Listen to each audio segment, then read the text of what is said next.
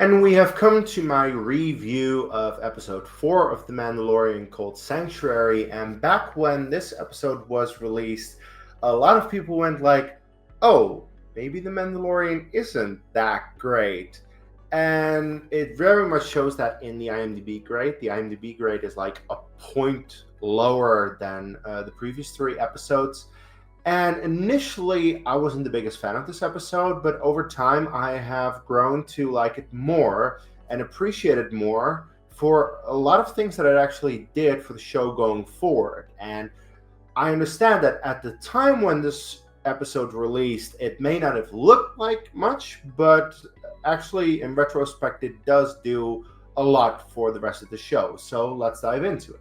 First of all, I have to talk about the fact that Bryce Dallas Howard directed this episode, and this was actually the first of several episodes in live action Star Wars that she was going to direct.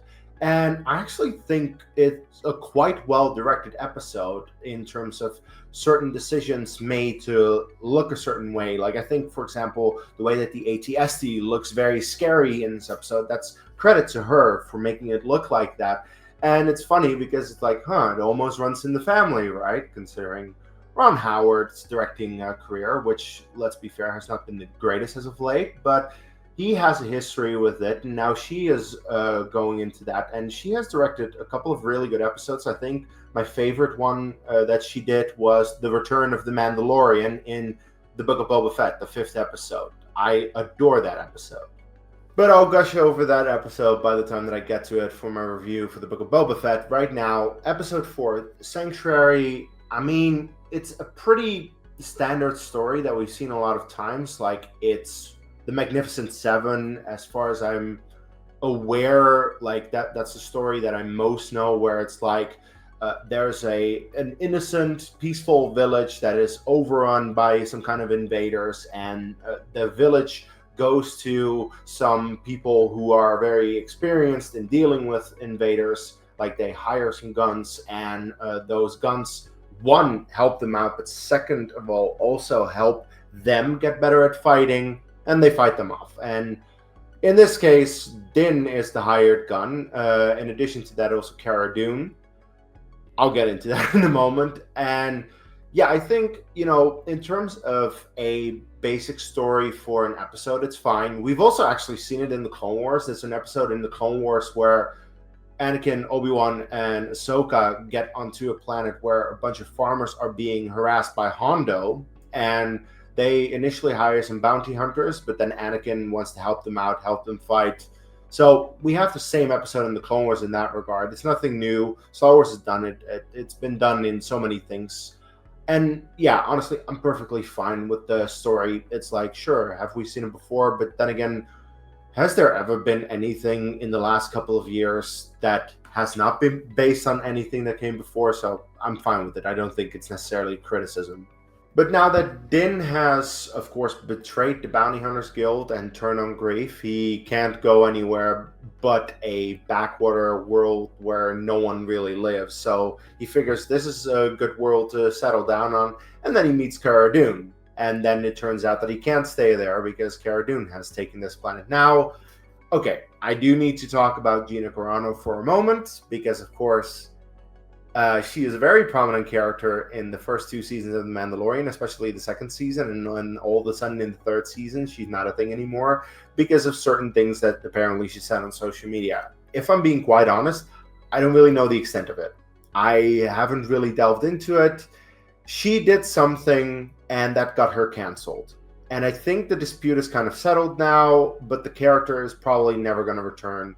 At least in terms of if it's going to be played by her. If anything, they're probably going to recast or something. So, yeah, I don't really know what to make of it. I think it sucks because I do think she was a pretty cool character when she appeared, from this episode on until the final time that we see her. She's cool, and I would have loved to see more of that, but shit happened. I don't really want to say much about it because it's more so the behind-the-scenes stuff that honestly, it happens. Like, I am perfectly able to watch certain actors and actresses that may have some weird thing happening in their private life. I'm like, as long as I like the movie that I'm watching and I like the character that you're portraying, That's what I'll watch. That's at least my opinion. Other people may not agree with that. It's what it is. But yeah, Din really likes the idea of this village that is way out in the middle of nowhere with not a lot of people there. It's a nice community with, a nice woman who's being very nice to him. She has a daughter. Din, of course, has Grogu with him. And he's thinking, okay, I can stay here. Of course, he first needs to deal with the invaders.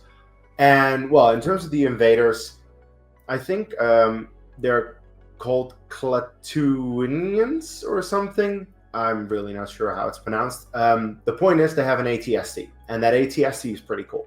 The way that Bryce Dallas Howard was able to make the AT-ST look in this episode is the scariest that I've ever seen an AT-ST in Star Wars, I feel.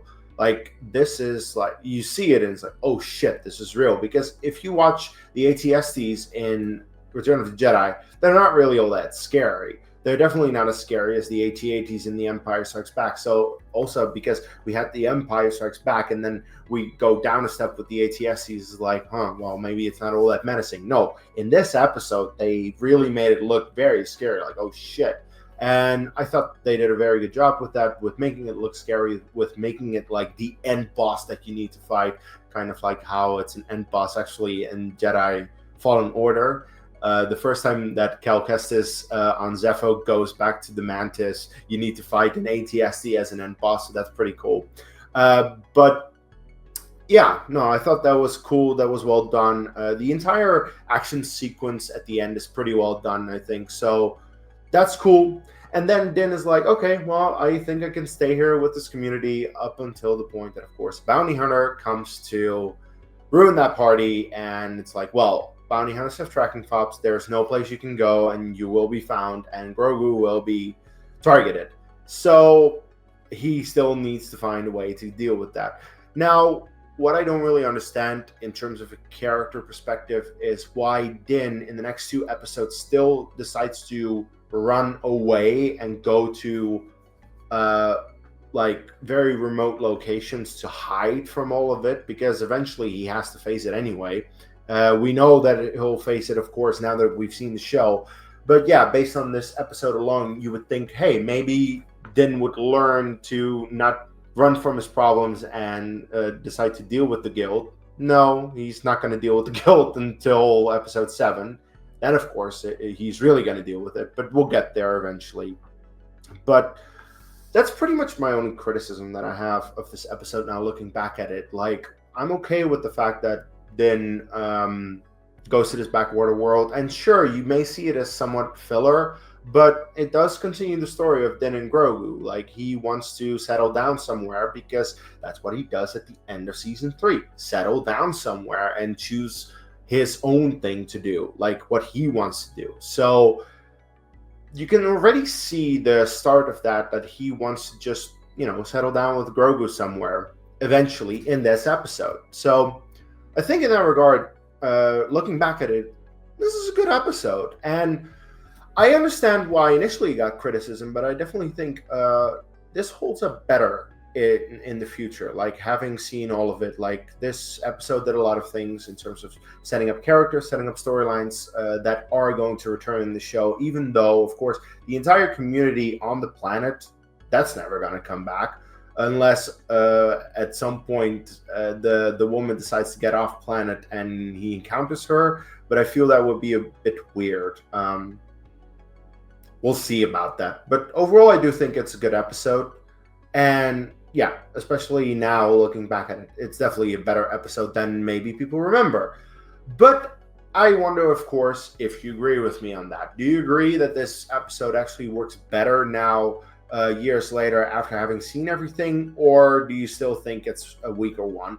Look, in all fairness, the weakest episode of the season is episode 5, which will be next week, and I'll definitely get into that and exactly why that is the weakest episode of the season. But let me know your thoughts and opinions in the comments below. Please leave a like on the video if you liked it, and subscribe to my channel for more Star Wars content. As you can see behind me, my background has slightly changed because I got myself a new Lego set, and I'm going to be piecing that together sometime soon. I'm very much looking forward to it. I needed to wait for the set to be on sale at my local toy store. So I got it on sale. and I'm very happy that I have it, and I'm very happy that I'm going to be piecing it together at some point in the future. That's probably going to be pieced out in several live streams, because this is a huge build, like 5,000 pieces. I'm probably not going to be able to fit that all into one stream, but look out for those live streams in the future. And of course, until my next video, may the force be with you.